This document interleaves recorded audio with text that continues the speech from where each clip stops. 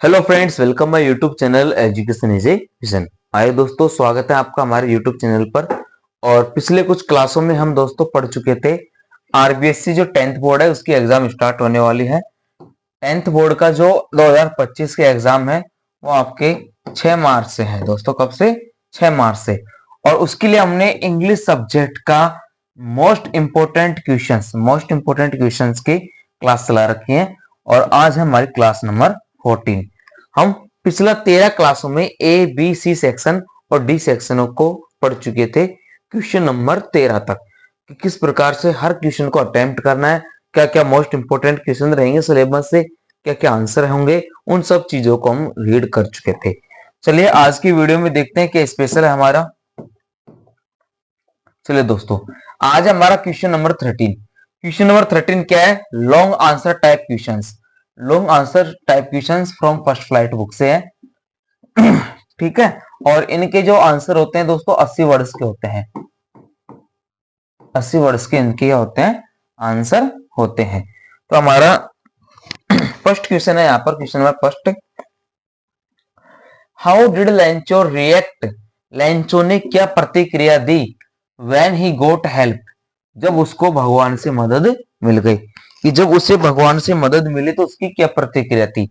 और ये कौन से चैप्टर में से आया sir question? A letter to God में से। A letter to God chapter में से क्वेश्चन यहाँ पर आया है। देखिए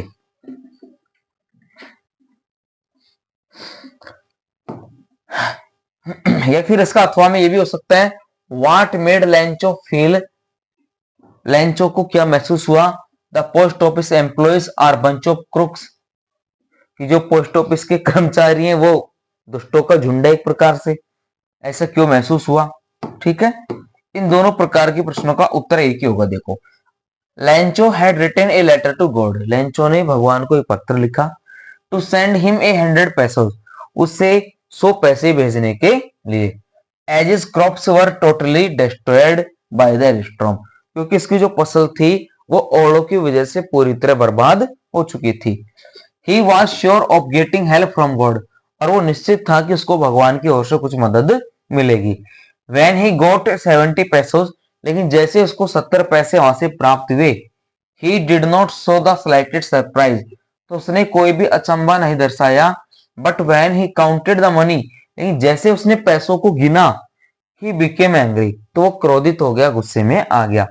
He thought, उसने सोचा, the God could not have denied his request, कि भगवान उसकी विनती को मना कर ही नहीं सकता, उसकी बातों को उस अस्वीकार कर ही नहीं सकता। He at once wrote another letter to God, उसने फिर दोबारा एक पत्र भगवान को लिखा। टू इन्फॉर्म, यह सूचना देने के लिए, that the post office staff was a bunch of crooks, कि पोस्ट ऑफिस का जो स्टाफ है वो दुष्टों का झुंड है। He requested to God, उसने भगवान से विनती की, to send the rest of money, कि जो बचा हुआ पैसा है, but not throws the mail, ये डाक द्वारा, पोस्ट ऑफिस के द्वारा मत भेजना, भेजना जरूर लेकिन इनके द्वारा मत भेजना, ये साले चोर हैं, ये फिर से मेरे पैसे को खा जाएंगे। मैं यहाँ पर किसी को गाली नहीं दे रहा ना, मैंने तो लॉजिकल बात की है। ठीक है। क्वेश्चन नंबर 2 देखिए, draw a character sketch of Lencho, sorry है ना, लेंचो का चरित्र चित्रण कीजिए। ए लेटर टू गॉड से है। दोस्तों ये जो क्वेश्चन है बहुत ही इंपॉर्टेंट क्वेश्चन है। ठीक है। इनमें से बहुत ज्यादा क्वेश्चन आपको बोर्ड एग्जाम में देखने को मिलेंगे, ये हमारी गारंटी है। ठीक है, आप देख लेना। देखिए, Lencho is a hard working farmer. Lencho एक कठोर परिश्रम करने वाला किसान था। वो works hard in his field, जो अपने खेतों में कठोर कार्य, कठिन परिश्रम किया करता था। He also knows how to write, और वो ये भी जानता था कि कैसे लिखा जाता है। ही प्रेडिक्ट्स रेन, उसने बारिश की घोषणा भी कर दी थी। एंड वेलकम इट, और उसका स्वागत भी किया था। व्हेन देयर इज हेलस्टॉर्म, लेकिन जैसे वो बारिश तेज तूफान और ओलों में परिवर्तित हुई, ही बिकम वेरी सैड, तो वो दुखी हो गया। He has full faith in God, और उसका पूरी तरह से भगवान में विश्वास था। क्या विश्वास था? He expect help from God, उसे भगवान से मदद की उम्मीद थी। When his crop is destroyed, जब उसकी फसल बर्बाद हुई। He has faith that no one dies of hunger, और उसका ये भी विश्वास था कि कोई भी व्यक्ति भूखा नहीं मरेगा या भूख से नहीं मरेगा। He writes a letter to God for his help, और उसने अपनी मदद के लिए भगवान को एक पत्र भी लिखा। On receiving help, उससे मदद भी प्राप्त हुई। He thinks that God has sent him money, और उसने ये सोचा कि भगवान ने उसे ये पैसे भेजा है। But one part of his had been kept the employee of the post office, लेकिन उस पैसों का एक हिस्सा उसे पोस्ट ऑफिस के कर्मचारियों के द्वारा रख लिया गया है, ऐसा उसका मानना था या सोचना था। ठीक है सर, तो ये जो दो क्वेश्चन थे हमारे फर्स्ट चैप्टर में से थे। ठीक है, अब क्वेश्चन नंबर 3 आया हमारा, what is freedom in the view of Mandela. Mandela के विचार से आजादी क्या होती है, उसका आजादी के लिए क्या मतलब था। Nelson Mandela long walk to freedom part से यहाँ पर क्वेश्चन किया गया है। ठीक है, चलिए इसका आंसर जानते हैं। देखो, in the view of Mandela, Mandela के विचार से फ्रीडम इज इंडिविजुअल्स, जो आजादी होती है वो अदृश्य होती है। इन हिज व्यू, उसके विचारों से, the change on any one of his people were the change on all of them, इसके जो लोग हैं वो सभी लोग एक दूसरे से जुड़े हुए हैं। उसके अकेले के लिए आजादी मायने नहीं रखती, पूरे समुदाय की, पूरे देश की आजादी उसके लिए मायने रखती है। अकॉर्डिंग टू हिम, उसके अनुसार, the chain on all of his people were the chain on him, उसकी जो चैन है उसके लोगों से जुड़ी हुई है, वो अपने लोगों से था। He was not free unless his people were free, और वो अपने आप को जब तक आजाद नहीं मानता तब तक उसके लोग आजाद नहीं हो जाते। देश इस प्रकार Mandela AdWords the freedom of all his people without any kind of prejudice, बिना किसी पाबंदी के, बिना किसी रोक टोक के, बिना किसी न्याय अघटन के वो अपने लोगों के लिए आजादी लेना चाहता था, बिना किसी गतिरोध के।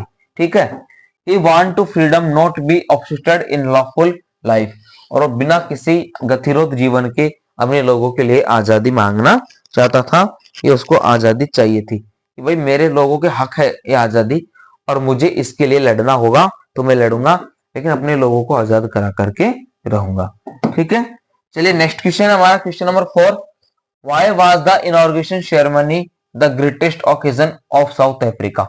दक्षिण अफ्रीका में एक सबसे बड़ा समारोह क्यों माना गया था उस शपथ समारोह को। ठीक है, नेशनल मंडेला पार्ट से लिया गया क्वेश्चन है, अभी जो आंसर पढ़ा था उसी के जैसे है। देखो, the organisation ceremony took place in Union building, एक सामूहिक भवन में उस शपथ ग्रहण समारोह का आयोजन किया गया। एम्पी थिएटर, खुले रंगमंच में, इन प्रिटोरिया, प्रिटोरिया के खुले रंगमंच में, on 10 May 10 May 1994। Politicians and dignitaries, बड़े बड़े राजनीतिज्ञ और गणमान्य लोग फ्रॉम 140 और सो कंट्रीज, 140 से इससे अधिक देशों से लोग आए हुए थे। अटेंड द सेरेमनी, उस समारोह में पहुंचे थे। More than 1 lakh south African man, more than 1 lakh south African man, sorry 10 lakh south African man, women and children attended the ceremony, और तकरीबन 10 लाख से ज्यादा वहां के दक्षिण अफ्रीका के पुरुष, महिला, बच्चे उस समारोह में शामिल हुए थे। They sang and danced with joy, उन्होंने अपने राष्ट्रीय गानों को गाया, गाने गाए और नाच करके आनंद लिया। ऑन दिस डे, इस दिन, Nelson Mandela sworn as South African first black president, Nelson Mandela ने साउथ अफ्रीका के प्रथम काले राष्ट्रपति के रूप में शपथ ली थी। The occasion symbolised a victory for justice, और वो जो समारोह था किसकी था, एक न्याय की जीत का सिंबल था, न्याय की जीत का प्रतीक था। For piece and for human dignities, किसके लिए, मानवीय सभ्यता और शांति के लिए। दस इस प्रकार it was the greatest occasion for south African, और साउथ अफ्रीका के लिए वो सबसे बड़ा समारोह माना गया या आयोजित किया गया। ठीक है सर, चलिए नेक्स्ट क्वेश्चन देखते हैं। नेक्स्ट क्वेश्चन कौन से पार्ट से लिया गया है, क्वेश्चन नंबर 5 हमारा, how did the young seagull family encourage him on his first flight, young seagull के परिवार ने उसको उड़ने में कैसे साहस बंधाया, इस फर्स्ट फ्लाइट चैप्टर से यहाँ पर लिया गया है। सर जो क्वेश्चन है ये हमारे 5-5 नंबर के क्वेश्चन आंसर है। ठीक है, एक ही क्वेश्चन आपको डायरेक्ट 5 नंबर दिलाएगा। देखिए, When the young seagull spread his wings, जब वो युवा छोटा पक्षी अपने पंख फड़फड़ाता खोलता and started flapping them, और उनको फड़फड़ाना शुरू करता, he was not falling headlong now, तो फिर वो आगे नहीं बढ़ पाता, वहीं गिर जाता. He was flying gradually downwards and outwards, वो इधर उधर ऊपर नीचे थोड़ा बहुत उड़ पाता. He was no longer afraid, लेकिन अब उसका ज्यादा भय नहीं बचा था. His mother soaped past him, उसकी माँ ने उसको प्रोत्साहित किया, खाना देकर के ललचाया. Her wings making a loud noise, उसके पंखों से अब तेज आवाज आ रही थी जब वो उड़ा. He answered her with another screams, और वो अपनी माँ से प्रश्नों के जवाब पा रहा, तो उसके भाई किस प्रकार से डर को विजय प्राप्त की जाए. Then his father flew over him screaming, उसके पिताजी उसके ऊपर चारों तरफ चीखते हुए उड़ रहे थे. His two brothers and his sisters flu around him, उसके दो भाई बहन उसके चारों तरफ उड़ रहे थे. He had learned to fly, वह उड़ना सीख चुका था. Their act of encouragement had taken away his fear, और इस प्रकार से उसके इस अधम्य या अद्भुत साहस ने उसके डर पर विजय प्राप्त कर ली थी. ठीक है, चलिए क्वेश्चन नंबर 6 है हमारा. Why does Anne think that paper has more patience than people? एने फ्रैंक ये क्यों सोचती थी कि जो कागज होते हैं वो लोगों से ज्यादा सहनशील होते हैं, धैर्य रखते हैं. From the diary of Anne Frank part से लिया गया यहाँ पर प्रश्न है. ठीक है, चलो इसका आंसर जानते हैं. देखो, a man who has no true friend to share his thoughts, एक ऐसा व्यक्ति जो अपने विचारों को बांटने के लिए, अपनी भावनाओं को बांटने के लिए एक सच्चा दोस्त ना रखे. With find one such friend in a diary, तो वो एक डायरी को अपना दोस्त मान लेता है. एने के साथ भी ऐसा ही था.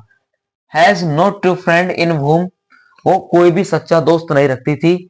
सी could confide with her thought and feelings, और वह एक ऐसी डायरी रखती थी जिसमें अपने विचारों को, अपने भावनाओं को प्रेरित करती थी, लिख देती थी. She is reminded of the saying, और उसने ये कहते हुए बताया that paper has more patience than people, कि लोगों के बजाय जो कागज होता है बहुत ज्यादा सहनशील है, धैर्यवान होता है. यदि हम अपने दुख सुख किसी लोगों को बताएंगे तो आगे प्रचारित कर देंगे, है ना, उसको प्राइवेटली नहीं रखेंगे. लेकिन कागज होता है जो हर व्यक्ति की बात को सहन कर जाता है और स्वीकार कर लेता है, ना किसी को बांटता है. Thoughts and feelings are safely stored on paper, जो विचार हैं, भावनाएं हैं, वो कागज में एक तरह से संग्रहित की जा सकती हैं. इन्हें डायरी, किसी भी डायरी के कागज में.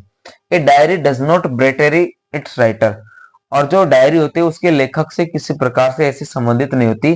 Once innermost thoughts, ideas and feelings remain safe, उसके जो विचार होती हैं, भावनाएं होती हैं, प्यार प्रेम होता है, उस डायरी में सीमित हो जाता है, और उसको विश्वास हो जाता है कि ये डायरी मेरे पास सुरक्षित रहेगी, तो इस डायरी के माध्यम से किसी को भी पता नहीं चलेगा. एंड सीक्रेट, और गुप्त रूप से रखते हैं. until one let other to read one's personal diary, ताकि कोई भी अन्य व्यक्ति किसी अन्य की निजी व्यक्तिगत बातें डायरी से पढ़ नहीं सके. ठीक है, चलिए सर क्वेश्चन नंबर 7 यहाँ पर दिया गया आपको. How does a baker look in appearance, वो जो बेकर होते थे वो किस प्रकार से आते थे, कैसे लगते थे वो ना, उनका क्या किस प्रकार से उनको अभी भी जाना जाता था. इस प्रश्न को हम कैसे भी समझ सकते हैं. द बेकर फ्रॉम ग्रोवा से ये क्वेश्चन लिया गया है, और इसका आंसर जानने का प्रयास करेंगे दोस्तों. ए baker is a man who serves bread in all the house of A village, एक बेकर कौन होता था, ऐसा व्यक्ति जो वहां के गांव के सभी घरों में रोटियां परोसता है, रोटियां बांटता था, बेचता था. He has a peculiar dress known as kabai, और उसके पास एक विशेष पोशाक थी जिसे कैबाई जाना जाता था. This kabai was born in those old days, और उस कैबाई को उन पुराने दिनों में पहना जाता था. It was a piece long frock, और वो एक लंबी पोशाक का फ्रॉक का एक टुकड़ा था. रीचिंग डाउन द नीज, जो घुटनों तक पहुंच जाता था. सम ऑफ देम, उनमें से कुछ ऐसे लोग थे, also put the shirt and trouser, जो उस समय पैंट और पजामा पहनते थे और बुशर्ट पहनते थे. Which were shorter than full length, one half longer than half pants, जो हाफ पैंट से थोड़ा बड़ा और फुल पैंट से थोड़ा छोटा रहता था. Anyone who wears such a dress invites the comments, और जो भी व्यक्ति ऐसी पोशाक पहनता था उनके ऊपर टिप्पणी की जाती थी that he is dressed like a pader, कि जैसे किसी पेडार की ड्रेस हो. Baker has a bamboo on his hand and makes a jingling sound. और जो बेकर होते थे उनके हाथों में बांस की टहनियां डंडियां होती थी जो जिंगलिंग की झंझनाट की आवाज करती हुई जाती थी। ही holds his basket from the one hand, और एक हाथ में अपने बांस की टोकरी को पकड़े हुए रहते थे। ठीक है, नेक्स्ट क्वेश्चन है question number 8। What do you now about Coorg और कोडागू? कुर्ग पार्ट से लिया गया क्वेश्चन है कि आप कुर्ग या कोडागू के बारे में क्या जानते हो। ठीक है, Kodagu is the smallest district of Karnataka. Kodagu जो है कर्नाटका का एक छोटा जिला है। This palace is home to evergreen rain forest, और वहां के जो जंगल है वो बिल्कुल पूरे हरे भरे हैं। स्पाइसेस मसाले से एंड कॉफी कॉफी प्लांटेशन से are in a great quantity, और वहां पर मसाले और कॉफी की जो पौधारोपण है वहां पर पेड़ पौधे बहुत ज्यादा मात्रा में है, यहाँ पर उनकी खेती की जाती है। The season of Joy starts from September, और जो आनंद लेने का मौसम है समय है वो सितंबर से शुरू होता है and continue till end of March, और मार्च के अंत तक चलता है। ऐसा मौसम वहां पर आ जाता है। Coffee estates and colonial bungalows stand tucked under trees canopies, और वहां के जो पेड़ पौधे हैं उनमें वहां पर क्या क्या कॉफियों के प्लांटेशन है उनके बंगलों के नीचे आसपास रहते थे। ड्यूरिंग द मानसून, मानसून के दौरान, मानसून सीजन के दौरान the rainfall in excessive here, और उनके ऊपर बारिश गिरा करती थी। The visitors do not visit this palace, जो आगंतुक थे वो इस जगह पर नहीं घूमते थे इन दिस सीजन, उस ऋतु में, क्योंकि वहां पर ढलान के क्षेत्र थे, बहुत ज्यादा बारिश का पानी भर जाता था, तो आगंतुक उस समय पर वहां पर नहीं आया करते थे। ड्यू टू एक्सेसिव रेनफॉल, भारी बारिश के कारण, it is the largest Tibetan settlement of India, और वहां पर सबसे ज्यादा तिब्बती लोग भी रहा करते थे। One can see Buddhist monk, वहां पर आप बुद्ध साधुओं को भी देख सकते हो। In different colours which were very attractive, अलग अलग विभिन्न प्रकार की पोशाकों में जो आपको बहुत ही ज्यादा आकर्षित नजर आएंगे। ठीक है, चलिए नेक्स्ट क्वेश्चन पर चलते हैं।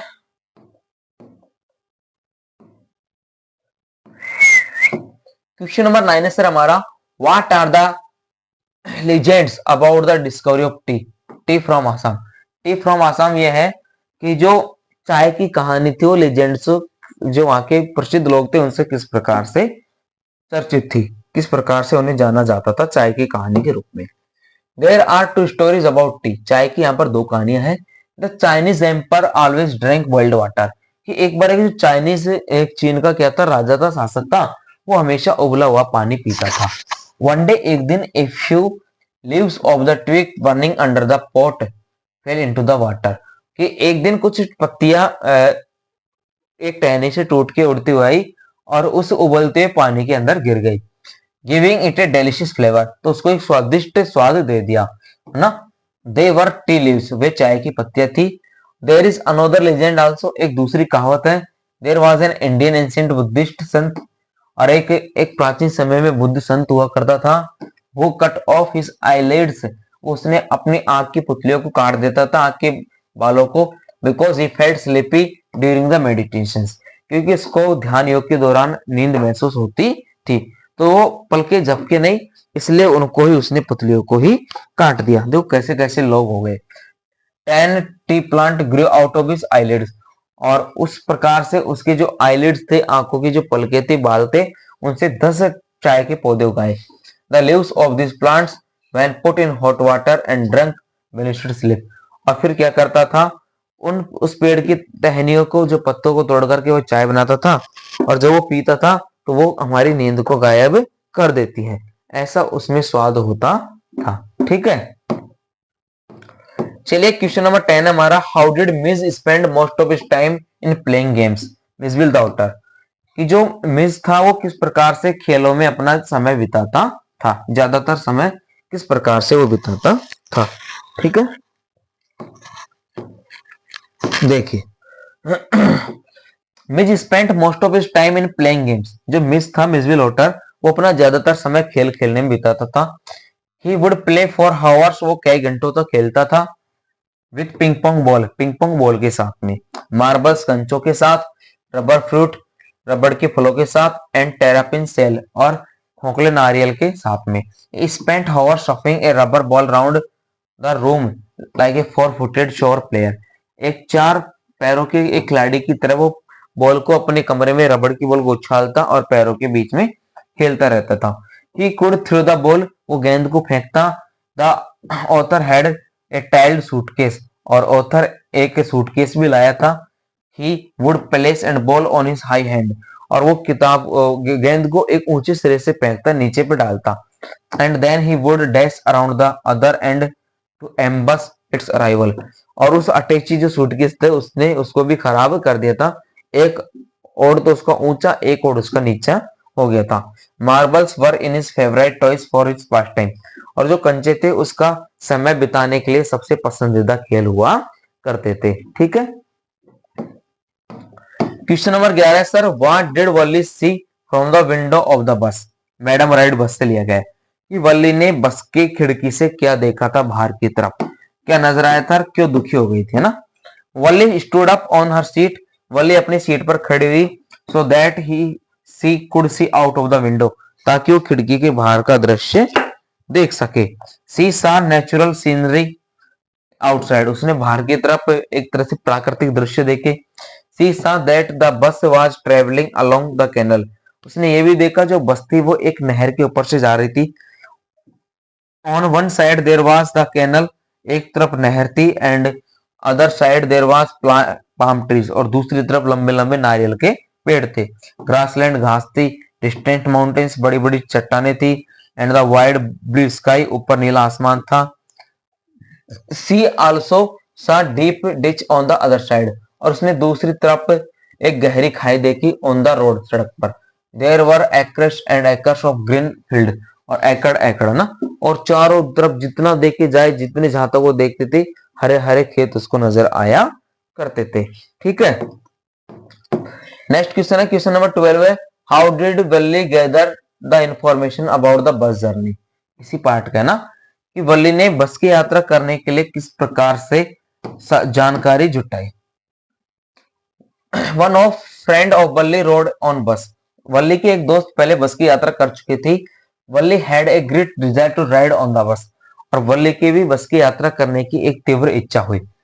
सी talked to her friend about her journey, उसने अपनी दोस्त से यात्रा के बारे में, जर्नी के बारे में बातचीत की।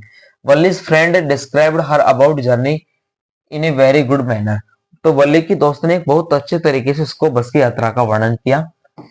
वल्ली listened to the description of the town from her friend, और वल्ली ने अपने दोस्त से उस बस की यात्रा के बारे में जानकारी प्राप्त की। बस कब आती है, कब जाती है, कहां से आती है, कहां जाती है। फॉर ओवर मैनी डेज, कई दिनों तक, एंड मंथ्स, कई महीनों तक। She had been listening to conversation carefully between her neighbours, और अपने पड़ोसियों की बातचीतों को भी ध्यान से सुनती थी। कन्वर्सेशन का मतलब होता है सर बातचीत, केयरफुली नहीं ध्यानपूर्वक, बिटवीन के बीच, नेबर्स यानी पड़ोसियों की, एंड पीपल और वहां के लोगों की, and the people. Those people regularly used the bus, उन लोगों से सुनती थी जो लोग निरंतर बस की यात्रा किया करते थे। Valli asked all the questions, Valli उनसे हर प्रकार का प्रश्न करती। फ्रॉम देम, उनसे। She also asked about the problems, और उनसे होने वाली समस्याओं का जिक्र भी करती। यदि बस की यात्रा करने में कोई समस्या आ जाए तो हम उस समस्या का समाधान किस प्रकार करेंगे। सी might face in her bus journey, और उसने इस प्रकार अपनी बस यात्रा को भी सामना किया। इन दिस वे, इस प्रकार से Valli gathered the information about her bus journey, इस प्रकार वल्ली ने अपनी बस की यात्रा की जानकारी, सूचना प्राप्त की। ठीक है, चलिए नेक्स्ट क्वेश्चन है सर हमारा यहाँ पर question number 13, why and how, कैसे और क्यों और कैसे सिद्धार्थ गौतम बिकम द बुद्धा, सिद्धार्थ गौतम बुद्ध बने। सरमन एट बनारस से लिया गया क्वेश्चन है, और सर ये तो आप हम बात मानो चाहे मत मानो, ये 2025 में छप गया है क्वेश्चन। ठीक है, Gautam Buddha was born as a prince named Siddharth Gautam. Gautam Buddha का जब जन्म हुआ था तो एक राजकुमार के रूप में जन्मे थे, और उनका नाम क्या था सर, सिद्धार्थ गौतम था। इन नॉर्थन इंडिया, उत्तरी भारत के अंदर। एट द एज ऑफ 12, 12 साल की उम्र में, he was sent away for learning the Hindu secret scriptures, Hindu धर्म के धार्मिक गुरुओं के पास उसको दीक्षा के लिए भेजा गया, शिक्षा दीक्षा के लिए। 4 ईयर लेटर, 4 साल बाद, he return home to marry a princess, और 4 साल बाद घर लौटा और एक राजकुमारी से शादी कर ली। They had a son and lived for 10 years a well fitted royalty. और वो उनके एक बेटा भी हुआ और 10 साल तक उसने राजशाही परिवार का जीवन जिया। Up to the age of 25, लेकिन 25 साल की उम्र में the prince was shielded from the suffering of the world. फिर राजकुमार को संसार की व्याधायति दुख थे उनसे उसको जानकारी प्राप्त हुई। Then while going out for hunting, जब वो एक बार शिकार के लिए बाहर जा रहा था, he came across by chance a sick man, तो अचानक वो एक कमजोर और असहाय व्यक्ति से मिला। फिर एन एज्ड मैन, एक वृद्ध व्यक्ति से मिला। ए फंडल प्रोसेशन, एक दहन करते व्यक्ति, यानी एक व्यक्ति का दाग दिया जा रहा था, उसको जलाया जा रहा था, उनसे मिला। And finally A monk begging for arms, फिर एक साधु से मिला जो कुछ भिक्षा मांग करके खा रहा था। दीज साइट से moved the Prince so much, और उन जगहों ने उस राजकुमार को बहुत ज्यादा अचंभित गंभीर बना दिया। He went out into the world, अब वो संसार में बाहर गया। To seek a state of high spiritual knowledge, एक बहुत उच्च स्तर का ज्ञान प्राप्त करने के लिए। कंसर्निंग द सोरो ऑफ ह्यूमन बींग्स, जो एक मानव साधारण मनुष्य दुखों को झेलता है, सामना करता है, उन सब चीजों को जानने के लिए उसने संसार की यात्रा की। ही वंडर्ड फॉर 7 years, वो 7 साल तक भटकता रहा। And finally set down under a peepal tree, और फिर अंत में एक पीपल के पेड़ के नीचे वो बैठ गया। ही गोट एनलाइनमेंट आफ्टर 7 days, और 7 दिन बाद उसको ज्ञान प्राप्ति हुई। After that he came to be known as the Buddha, और उसके बाद से ही उसको बुद्ध के नाम से जाना जाने लगा। इसकी कहानी बड़ी अच्छी विचित्र है दोस्तों। और ये देखो, अपने राज्य में बहुत आह्वान करने पर गया, पिताजी के बुलाने पर गया, और वहां जाकर के उसने क्या किया, अपनी पत्नी से ही भिक्षा मांगी, अपने परिवार से भिक्षा मांगी। अपने घर भी नहीं गया, गांव की किसी धर्मशाला में रुक गया। लेकिन भिक्षा में उसकी पत्नी ने अपने बेटे को पकड़ा दिया, कहा भाई इसका मैं क्या करूं, इसको भी ले जाओ और इसको भी अपने साथ साधु बना लो, यदि तुमने पारिवारिक जीवन को त्याग ही दिया तो। ऐसे थे हमारे गौतम बुद्ध। संसार जमाना झूठ न माना। चलो क्वेश्चन नंबर 14 हमारे यहाँ पर, what made prince Siddharth to leave his family and palace, क्यों सिद्धार्थ ने अपने परिवार और महल को छोड़ा। अभी जो पढ़ा था उसी के बारे में है, ठीक है। Prince Siddharth had seen site of suffering, he was a Prince, कि वो एक राजकुमार था और उसने एक बार दुख भरी दुनिया देखी। He thought that life has no pain and sufferings, और वो तो ये सोचा करता था कि जीवन में कभी दुख नाम कोई होता नहीं है। उसकी डिक्शनरी में पेन शब्द था ही नहीं, और महलों में रहता था, राजशाही जीवन जीता था। He saw a sick man, a aged man, a funeral processions, a mock begging for alms. उसने एक कमजोर वृद्ध व्यक्ति को देखा, वृद्ध को देखा, है ना, उसने जलती हुई लाश को देखा और भीख मांगते हुए साधु को देखा। तो उसने सोचा जीवन में हम तो सुखी सुखों में जी रहे हैं, फिर ये चीज क्या है, लोग इतने विचित्र परेशान क्यों नजर आ रहे हैं।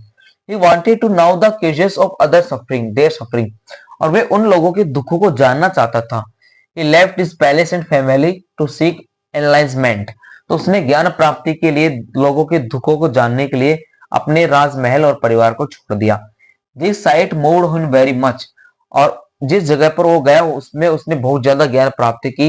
ही wandered for 7 years, he finally set down under a peepal tree, he got enlightenment, और वो 7 साल तक घूमता रहा, अंत में जाकर के एक पीपल के पेड़ के नीचे बैठा बोध गया में, और वहां जाकर के उसको बुद्ध को ज्ञान की प्राप्ति हुई, बुद्धि की प्राप्ति हुई, तो उसी के नाम से उसको बुद्ध जाने लगा। ठीक है, तो ये हुआ सर हमारा क्वेश्चन नंबर 13 पूरा, जो बड़े क्वेश्चनों का था। अब क्वेश्चन नंबर 14 हमारे सर यहाँ पर, ये एक क्वेश्चन है फर्स्ट फ्लैट बुक के द प्रपोजल पार्ट से पूछा जाएगा। 2 क्वेश्चन पूछे जाएंगे जिनमें से आपको अथवा में एक करना है, ठीक है। 3 नंबर का पूछा जाएगा, ओके। और इसमें यह भी कहा जाएगा answer any one of following question in about 40 words from lesson the proposal. Proposal part से 3 नंबर का एक क्वेश्चन पूछा जाएगा 40 शब्दों का, ठीक है सर। तो यहाँ पर क्वेश्चन पहला है, जैसे यहाँ पर right the character sketch of Natalya, right the character sketch of which you like most in the play, कौन सा कैरेक्टर आपको उस नाटक में अच्छा लगा। जो द प्रपोजल पार्ट था हमारा, एक परिवार के इर्द गिर्द झगड़े में घूमता था, है ना, नताल्या, चुबुको और लोमो, ठीक है। और उन्हीं की कहानी थी, उन्हीं के बारे में हम यहाँ पर जानेंगे इन क्वेश्चनों को करके। चलिए देखते हैं।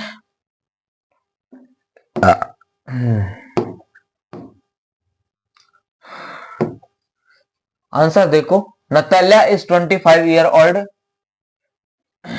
Daughter of चुबुको। नताल्या 25 वर्ष की लड़की थी, चुबुको की बेटी थी। सी इज वेल एजुकेटेड, अच्छी पढ़ी लिखी थी, एंड गुड हाउसकीपर, एक अच्छी घरेलू लड़की थी, घरेलू।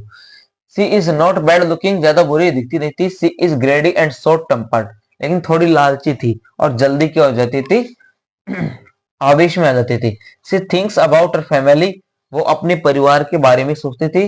दैट दे आर सुपीरियर, कि हमारा परिवार बहुत ज्यादा है और बहुत ज्यादा सुपीरियर है, सबसे अच्छा है, महान है। सी सेक्रेफाइस लव विथ लोमो, और वो सीक्रेटली, और वो गुप्त रूप से लोमो से प्रेम भी किया करती थी। ठीक है, नेक्स्ट क्वेश्चन है, write the special about Lomov sleep. Lomov के नींदों का कारण लिखिए, किस वजह से सोया था, या फिर why is Lomov way of sleep रोस्टोपाल, वो क्यों सो पा रहा था, क्यों सो रहा था, एक तरह से घायल क्यों हो रहा था। When Lomov goes to sleep on bed, जब लोमो बिस्तर पर सोने गया, suddenly something pulls him in the left side, तो बाई तरफ उसको कुछ अचानक धक्का सा लगा। Then he feel in the his shoulder and head, तब उसने सोचा तो ये उसका जो सर था कंधे पर था। He jumps like a mad, पागल की तरह उछला। ही वॉक्स फॉर सम टाइम, कुछ देर चला, एंड गोज टू स्लीप, फिर सो गया अगेन वापस।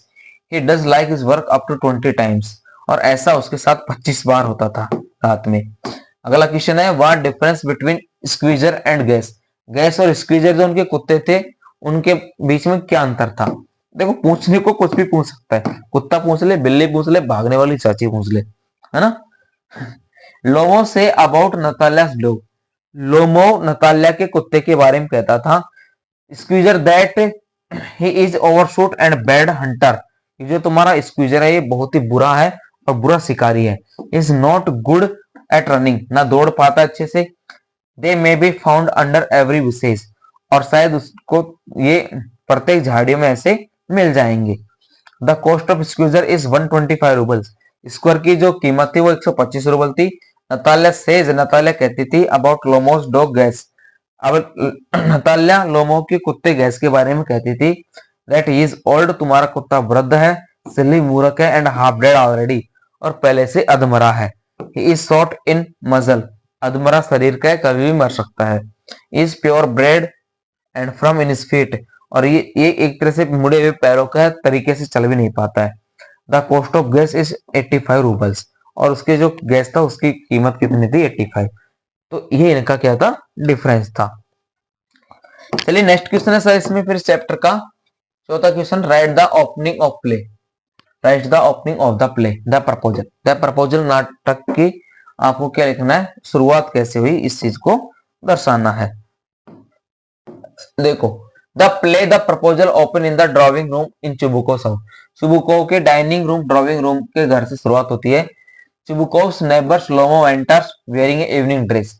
चुबुको का पड़ोसी लोमो एक शाम की पोशाक पहन के प्रवेश करता है, ग्लोव्स और दस्ताने पहन के। So on Chubukov's rises to meet his neighbours, Chubukov अपने पड़ोसी से मिलने के लिए आगे आता है। द एक्सचेंज ग्रीटिंग, और एक दूसरे का अभिवादन करते हैं। नेक्स्ट क्वेश्चन है, give a character sketch of Lomov. Lomov का चरित्र चित्रण कीजिए, कैसा था। Lomov is a 35 year old young man. अब यंग कहां से है, एक 35 साल का युवा लड़का था। मॉन ही वांट्स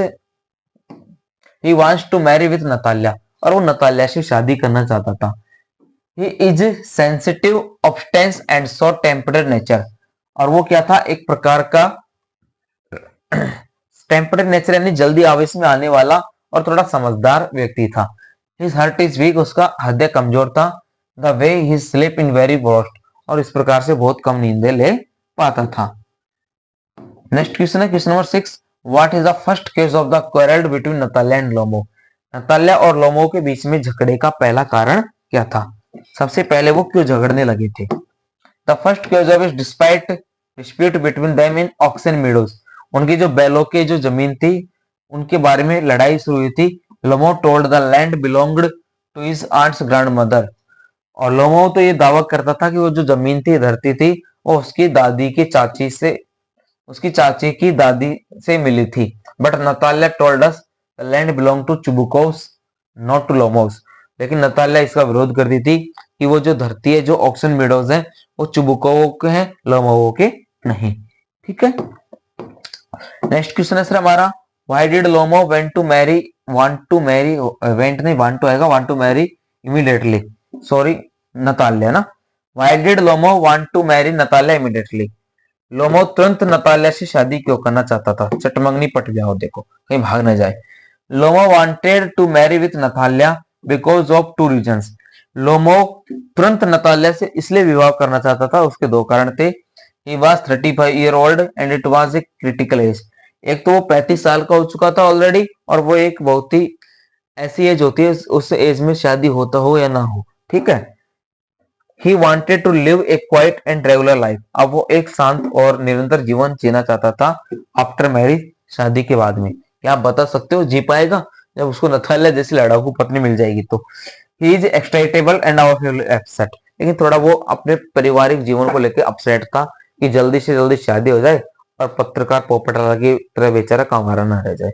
उसको ये भी डर था ना, रशियन बंदा था भाई। नेक्स्ट क्वेश्चन है इसका, what does Lomov say about the Oxen Meadows. Lomov ने ऑक्शन मीडोज के बारे में क्या कहा था?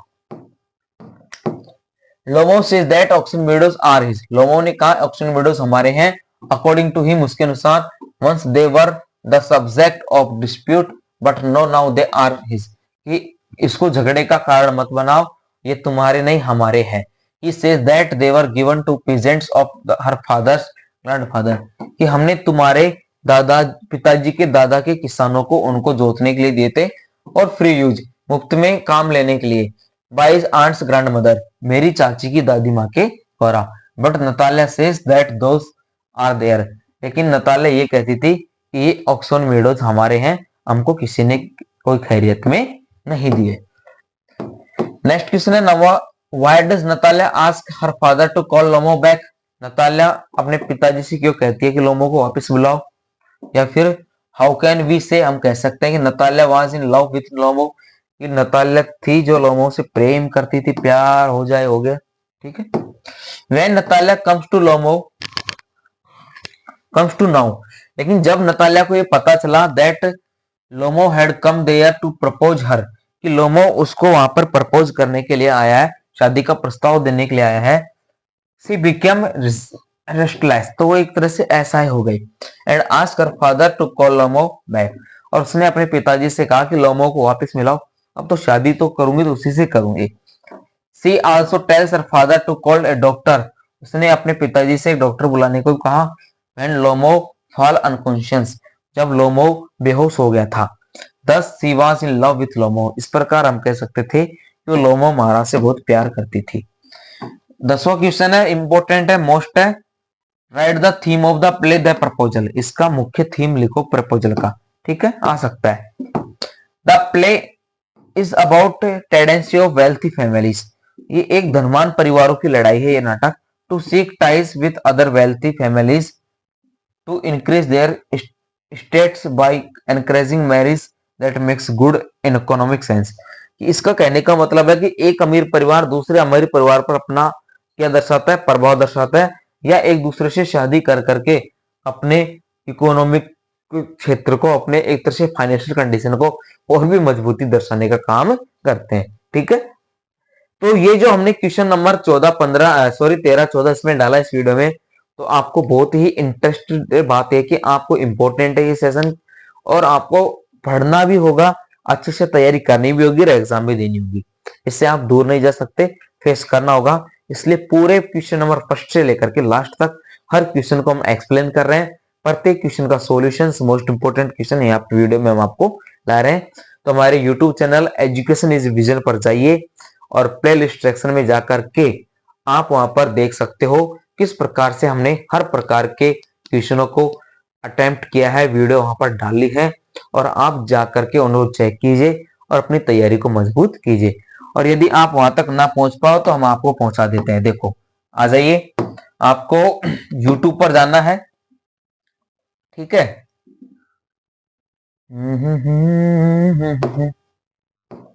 YouTube पर आप गए, एजुकेशन इज ए विजन आप जब डालोगे हमारे चैनल पर चल जाना, और हमारे चैनल पर जब जाओगे आप दोस्तों, तो वीडियो वाला सेक्शन देख लो, चाहे प्लेलिस्ट का देख लो, प्लेलिस्ट पर आपको जाना है और प्लेलिस्ट पर 10th इंग्लिश बोर्ड एग्जाम 2025 लिखा हुआ मिलेगा आपको। इसमें ये सारी वीडियो है, क्लास फर्स्ट से लेकर के, है ना, first, second, third, fourth, fifth, ये फोर्थ ये आगे नीचे, फिफ्थ ऊपर हो गई ना, fourth, fifth, sixth, seven, eight, 9, 10th, 11, 12th, 12 video हम डाल चुके हैं। 2 वीडियो आज बना ली हमने, उनको भी सुबह तक अपलोड कर देंगे। तो आप इनको आसानी से जाइए और अपनी तैयारी को मजबूत कीजिए। ठीक है, धन्यवाद। तो ये तो रही हमारे चैनल की बात। ठीक है सर, तो आप अपनी तैयारी को अच्छे से और भी मजबूत बना सकते हो और अपने दोस्तों के साथ चैनल को शेयर कीजिए ताकि वो भी अपनी तैयारी को बेहतरीन बना सके। धन्यवाद। Thanks for watching and subscribe my YouTube channel education is a vision.